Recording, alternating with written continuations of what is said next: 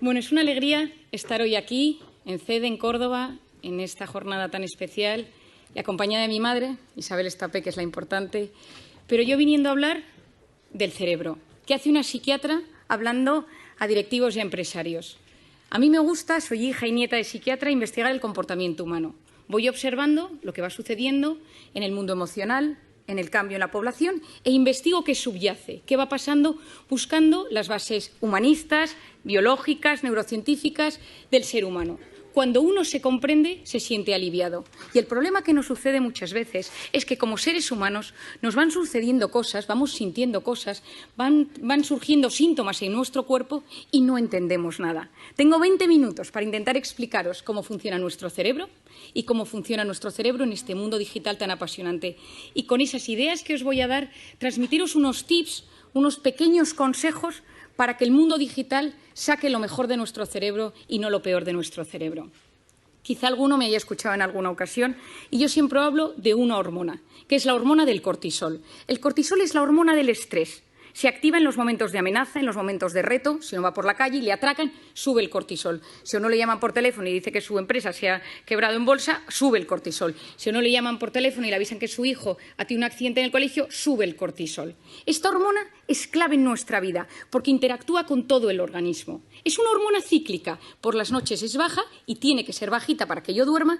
A lo largo de la noche sube hasta las 8 de la mañana, que tiene su pico más alto. Lo interesante de esta hormona es que no solo se activa en los momentos de amenaza, sino también cuando yo me imagino un momento de amenaza. Es decir, mi mente y mi cuerpo no distinguen una amenaza real de una amenaza imaginaria. Ante algo físico real que me sucede, es decir, que me echen de mi trabajo, o ante algo imaginario, y si me echan de mi trabajo, se activa esta hormona.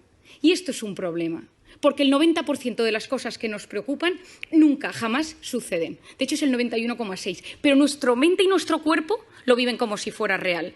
Si pensamos en la pandemia, donde todos hemos tenido miedo, y el miedo cambia nuestro cerebro, nos intoxica de cortisol, todo nuestro organismo y nuestra mente se han transformado. Es decir, yo lo llamo la intoxicación de cortisol. Esta hormona toma las riendas de mi cuerpo y empieza a cambiar mi cuerpo y mi mente. Se me cae el pelo, me tiembla el párpado, tengo gases, me cambia el aparato intestinal, se me inflaman las articulaciones, me duele la espalda. Es decir, todo mi organismo responde a esta intoxicación de cortisol. Y por otra parte, a nivel psicológico, estoy irritable, tengo fallos de memoria, de repente me encuentro triste, duermo mal, despertares nocturnos, estoy inquieto por cosas. Y durante 5 años me he dedicado a investigar el cortisol, cómo bajar el cortisol, porque vivimos en una sociedad intoxicada de cortisol. Y la intoxicación de cortisol genera inflamación en el cerebro y en el organismo. Gastritis, gastroenteritis, amigdalitis. ¿Cuáles son las vías de escape? Y ahí es donde voy. Yo durante mucho tiempo he investigado cómo de forma sana conseguir equilibrar esos niveles de cortisol. Pero nos dimos cuenta, y muchos neurocientíficos a nivel mundial nos hemos dado cuenta, que la pantalla nos alivia. Y esto es clave. Lo que sucede en la pantalla son gratificaciones instantáneas. Yo quiero algo y lo tengo, y lo siento.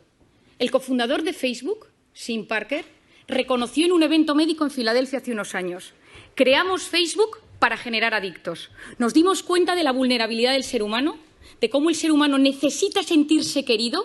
El ser humano necesita sentirse reconocido, porque nada mueve más al ser humano que alguien te quiera o que crea en ti. Y dijimos, creemos Facebook. Subes una foto y la gente le gusta, y la gente te comenta, y la gente te pone likes. Pero ¿qué hemos descubierto? Que hay una hormona que subyace en el comportamiento de las pantallas. Y hoy estoy hablando de la pantalla, en esta primera parte, la pantalla como redes sociales, videojuegos, Instagram, noticias, mails, WhatsApp. Y aquí entra la dopamina. La dopamina es una hormona maravillosa en muchos aspectos porque es la hormona del placer. Es la hormona que está involucrada en las relaciones sexuales, en la comida rica, en el vino, en los videojuegos, es decir, en cosas que nos hacen pasarlo bien, que nos hacen disfrutar. Y funciona de una manera muy particular. A mí me apetece tomarme una copa con unos amigos y empiezo a generar dopamina. Y en el momento que tengo esa copa, que ya me tomo eso con mis amigos, tengo mi pico de dopamina y de repente tengo un gran bajón. ¿A quién no le ha sucedido que tiene un momento muy bueno en algo y de repente tiene ese bajón después? El alcohol, la cocaína, las drogas, los videojuegos, las redes sociales, la pornografía. La dopamina es la hormona de las adicciones. Cada vez que yo recibo un like, cada vez que yo recibo comentarios en mis redes sociales y recibo cosas gratificantes, tengo chispazos de dopamina. Es decir, la pantalla fue diseñada para ser adictiva y a día de hoy tratamos en consulta la adicción a la pantalla con la misma medicación que la adicción a la cocaína. Ojo, van por los mismos circuitos cerebrales. Esto lo cuento porque es importante que lo entendamos. Es decir, nuestro cerebro no es inmune a tener pantalla todo el rato. Es cierto que nos ha salvado en un momento de pandemia. Es cierto que ayuda a acercar a nivel empresarial, educativo, en muchísimos aspectos. Pero necesitamos conocer cómo funciona y cómo activa nuestro cerebro para ser capaces de enfrentarnos de la mejor manera posible a ello. ¿Qué ha hecho la pantalla? Que nos hemos convertido en drogodependientes emocionales, adictos a experiencias vibrantes, porque siempre llega algo en la pantalla. Yo activo la pantalla, yo actualizo la pantalla. Si uno de vosotros se levanta una mañana y no hay nada en el WhatsApp, uno reinicia el teléfono, porque que nadie te haya escrito nada en el teléfono significa que algo ha sucedido. Y lo siguiente que sucede es que te metes en Internet a ver si es que se ha caído WhatsApp a nivel mundial. ¿Por qué? Porque nosotros nos hemos acostumbrado a recibir emociones y sensaciones constantes. Las empresas se dieron cuenta de esto. Facebook, Google, todas las empresas de Silicon Valley, Palo Alto, todo el mundo vio que esto era importantísimo. ¿Y qué sucede hoy en día? Que hemos transformado la economía mundial en la economía de la atención. Lo que importa a las empresas es conseguir mantener la atención del usuario el mayor tiempo posible en una pantalla. Es decir, nos han captado nuestra atención y es mucho más fácil secuestrar nuestros instintos que dominarlos. Es decir, como es algo tan impulsivo, me siento querido, me contestan, estoy metido en un grupo, me hacen caso, escribo, me meto, busco, compro, tengo hambre, pido un globo, quiero un sushi, me apetece, quiero quedar con alguien, me descargo Tinder. Es decir, gratificación instantánea, lo quiero todo y lo quiero ya. Y si nos damos cuenta, las dos únicas cosas que realmente nos hacen felices en esta vida, las dos únicas cosas que realmente llenan el corazón del ser humano, son el amor de pareja, el amor a los padres, el amor a los hijos y el trabajo bien hecho. Y ni el amor ni el trabajo son a base de gratificación instantánea. Son todo lo contrario. Pospongo recompensa, paciencia, esperar a no recibir todo el rato lo que busco y lo que quiero. Tiempo, tiempo, tiempo. Y hoy en día no sabemos esperar. Y hay otra zona del cerebro que es fundamental que os explique. Y se denomina la corteza prefrontal. La corteza prefrontal es esta zona delantera de nuestro cerebro y es la zona que se encarga de la atención, de la concentración, de la resolución de problemas y del control de impulsos. Nada, es la que se encarga de que seamos seres superiores. La que yo de repente voy caminando en un restaurante y tengo apetito y veo que mientras voy por el pasillo que un señor está comiendo y no le quito la comida del plato. La que hace que yo de repente me apetezca comprarme algo y no me lo compro. Que de repente veo a una persona que me gusta por la calle, estoy casado y digo, no me conviene porque estoy comprometido con otra persona. Esto es la corteza prefrontal. Es el centro neurálgico de la voluntad. Pospongo las cosas o las retiro de mi camino porque no me convienen. Cuando un bebé nace, la corteza prefrontal es profundamente inmadura y el desarrollo del cerebro funciona de atrás para adelante y a medida que uno se va haciendo mayor, va madurando hasta que la corteza prefrontal madura en torno a los 15, 18, 21, 25 y hay gente que no madura casi nunca. En las mujeres madura antes, en los hombres madura después. La corteza prefrontal se activa en un bebé de tres maneras. Es decir, ¿cómo activas la atención de un bebé? Con tres cosas: luz, sonido y movimiento. Si alguno tiene un bebé o ha tenido un hijo, se da cuenta, de repente el hijo está en su hamaquita, pasa el padre, pasa la madre y gira la cabeza. Presta atención. De repente se enciende una lucecita, presta atención, escucha una música y activa su atención. ¿Qué queremos nosotros con la corteza prefrontal de nuestros hijos?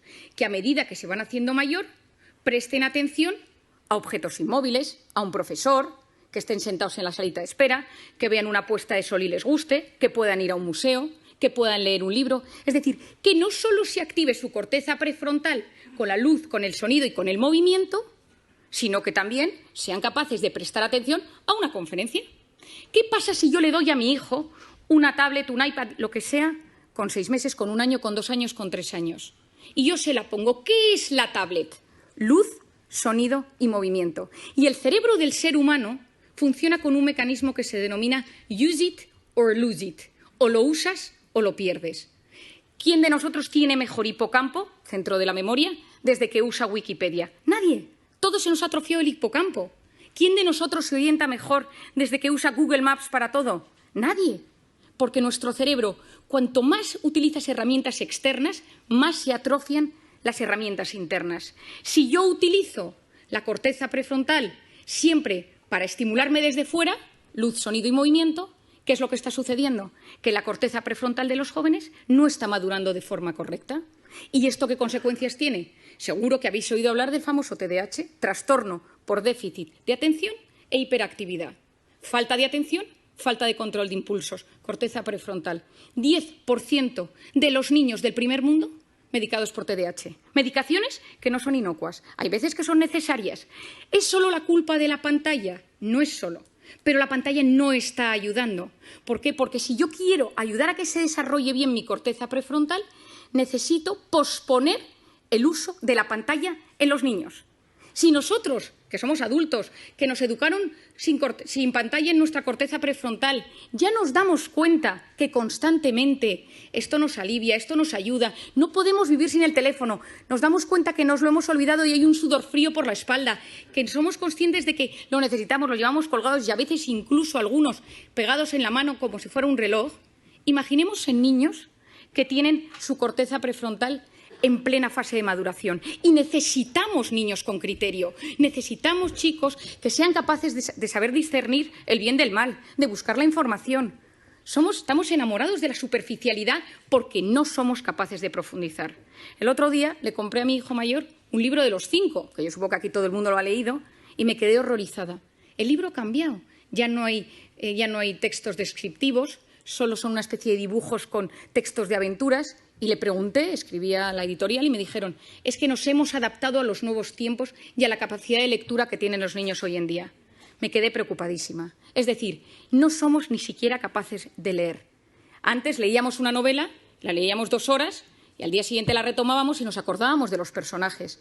Ahora, durante el tiempo que estamos leyendo, nuestra cabeza está conectada a la pantalla y esto es dopamina y corteza prefrontal. Necesitamos potenciar la corteza prefrontal del ser humano del siglo XXI.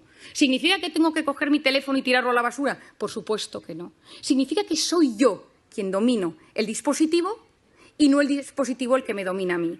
Es decir, cada vez que yo cojo el teléfono, que se enciende la pantalla, algo está pasando en mi cerebro. ¿Y cuándo cogemos el teléfono? Fuera del plano profesional.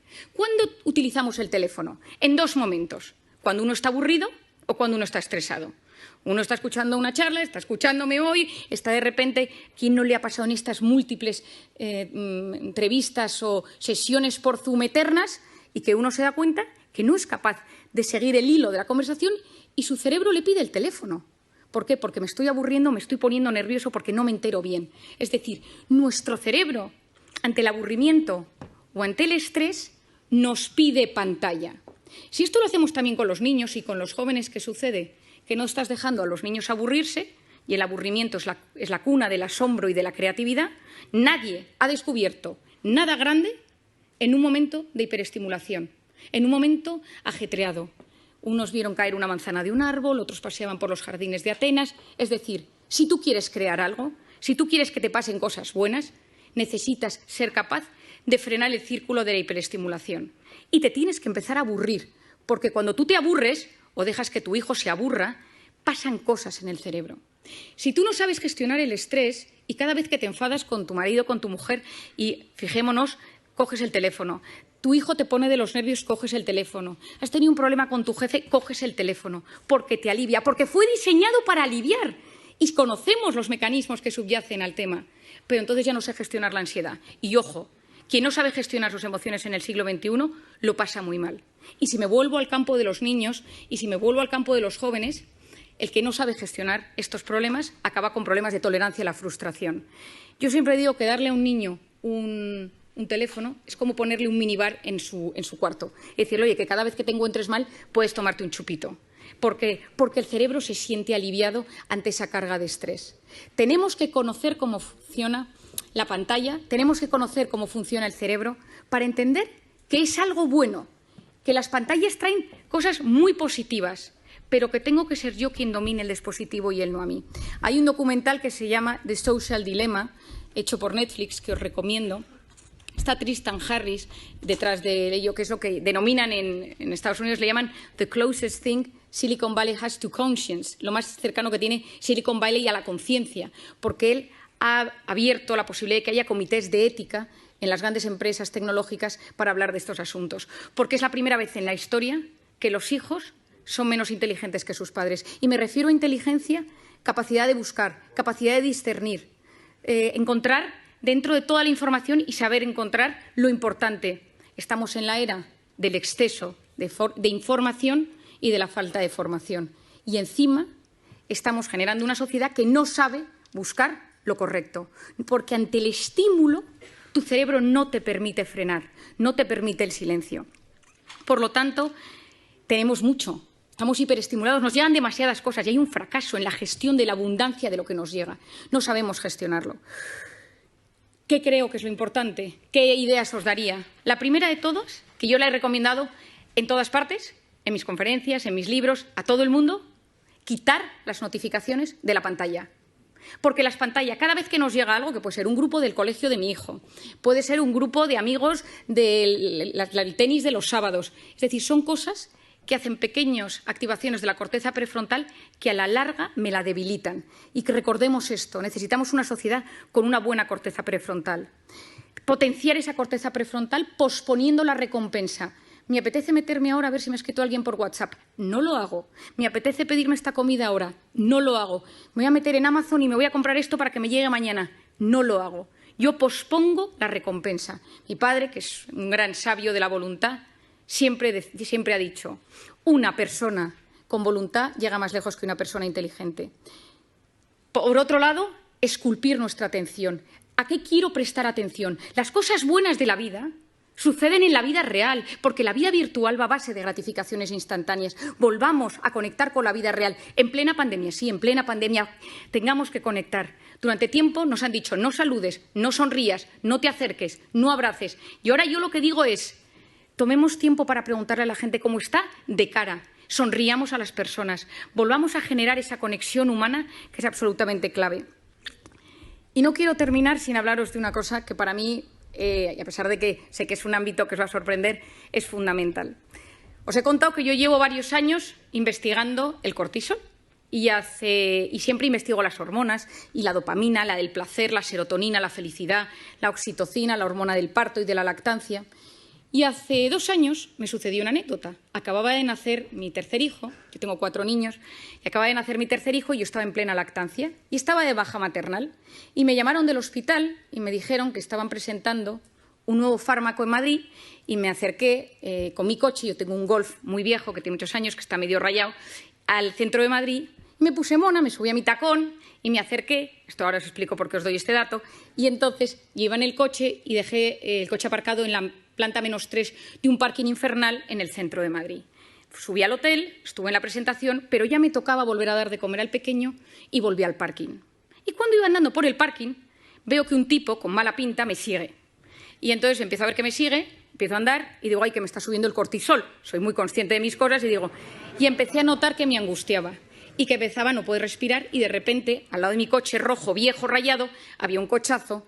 Y entonces me dijo, dame las llaves. Y le dije, no, que mi coche es el rojo viejo, que este no es mi coche. Y entonces, en vez de darle las llaves, el móvil, la cartera, todo, me subí al coche, bajé el pestillo y arranqué. No podía respirar, me dio un ataque de pánico y encima era plenamente consciente. Taquipnea, taquicardia, no puedo pensar, corteza prefrontal, se me duerme la mano.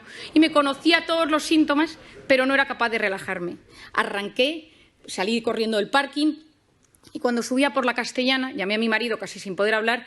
Me han atracado por la calle, ¿y no qué? Y entonces, y tal, y mi marido, ¿pero te han secuestrado? No, me dio encima que se agobia, ¿no? Y yo, no, voy a casa, y llegué a casa, subí corriendo, y la persona que estaba cuidando del bebé me dio al bebé literalmente en brazos. Y entonces yo, corriendo, me lo puse al pecho para que pudiera comer, y entró mi marido en la habitación. ¿Pero qué te ha pasado? Y yo, con una calma sorprendente, le empecé a explicar, no, es que estaba en el parking, y un tío con mala pinta. Y me dice, Mario, ¿te has tomado algo? ¿Cómo te has relajado? Y digo, tienes toda la razón. Digo, este pico de cortisol tarda 6 horas en bajar.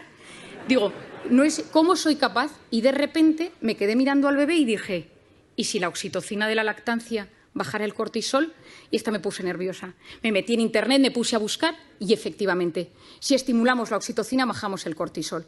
Y entonces me he dedicado estos 2 años a investigar la oxitocina. Como no nos podemos poner a lactar todos los que estamos aquí, he buscado todas las maneras que existe para que podamos generar oxitocina.